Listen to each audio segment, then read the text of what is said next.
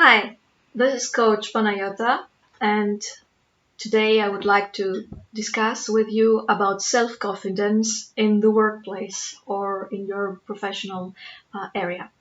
It's really important to have self-confidence.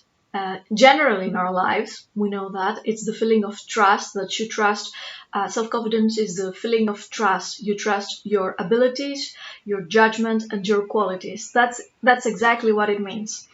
And as you can understand, it's very important to use it also during your professional life and the activities that you have for your business making, for your goal settings and everything.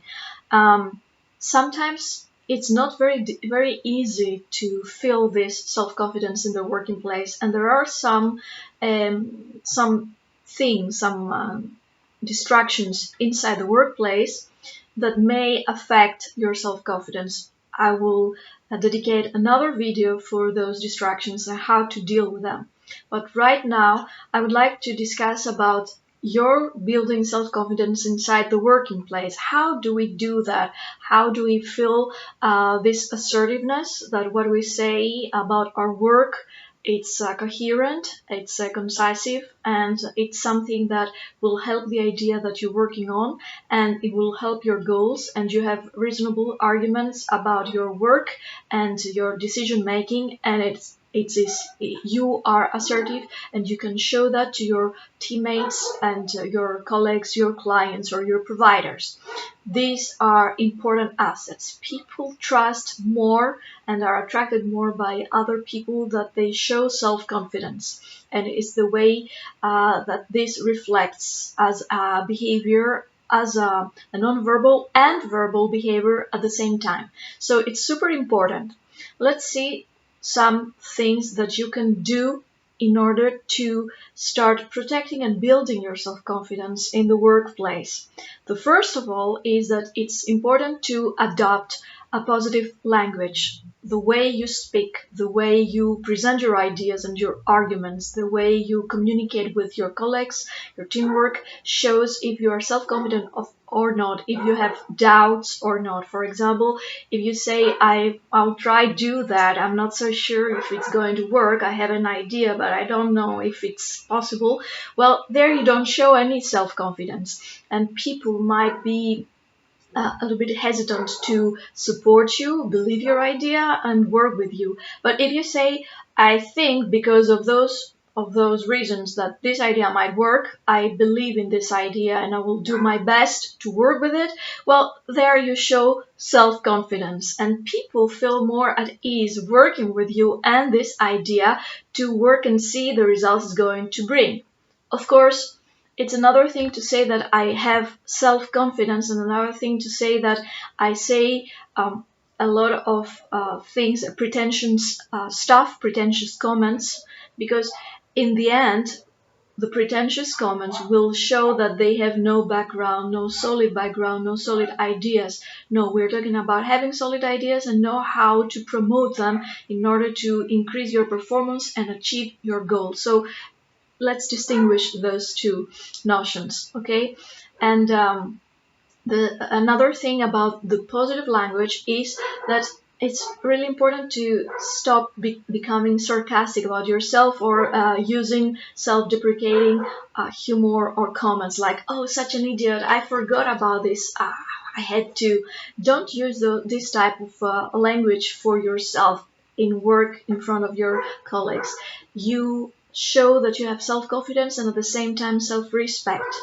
And sometimes we can accept humor, but it's another thing always using self-deprecating commentaries for ourselves, and other thing to accept humor from time to time and under specific contexts.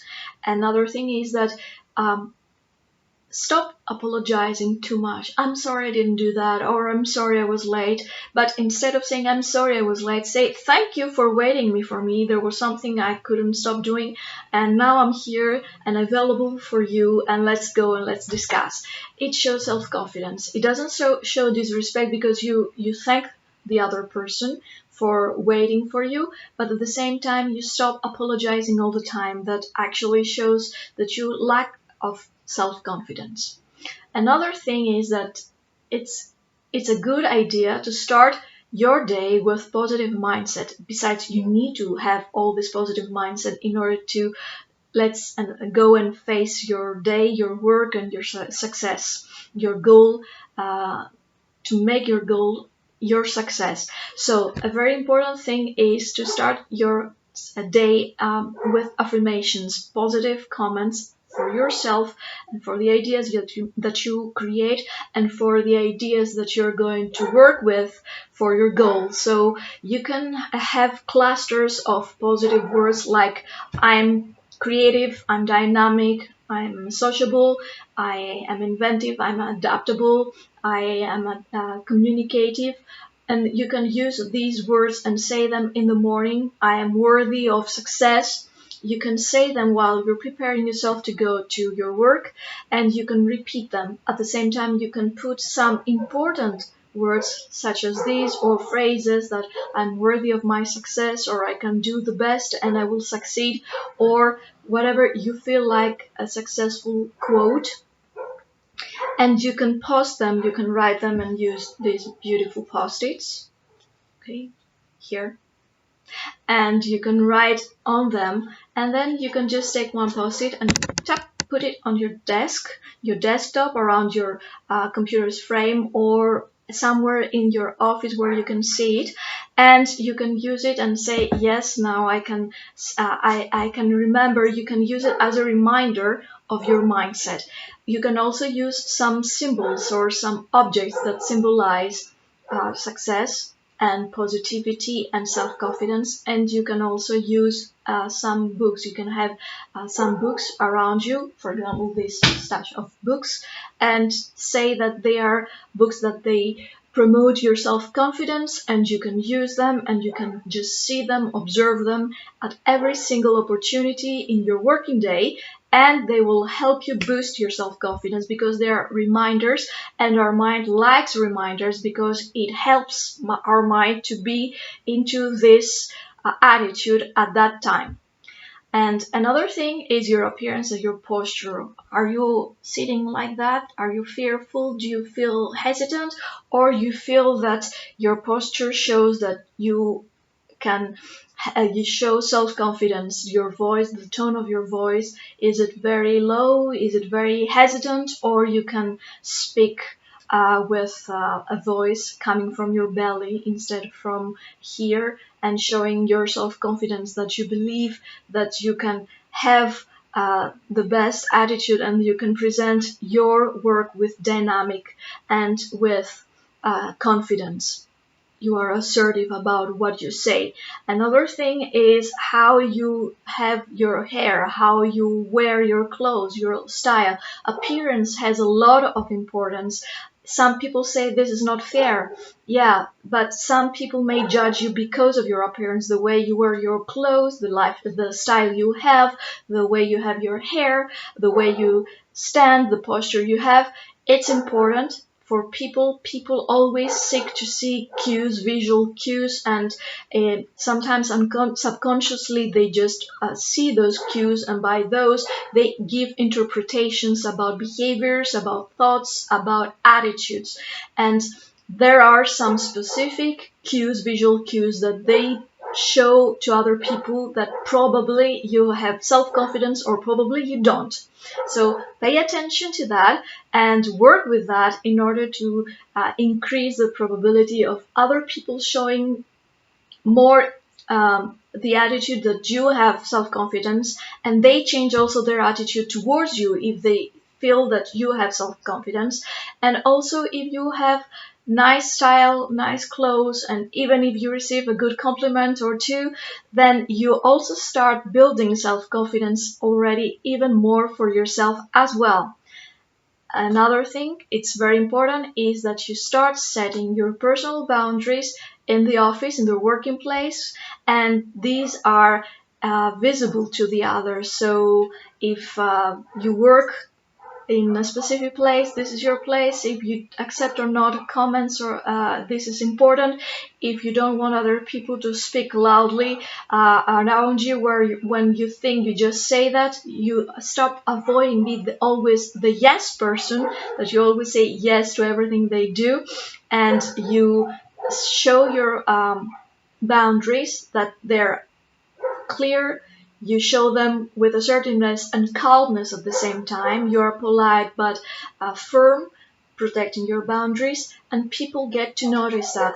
That shows self-confidence, and people tend to understand it, respect it, and respond to that.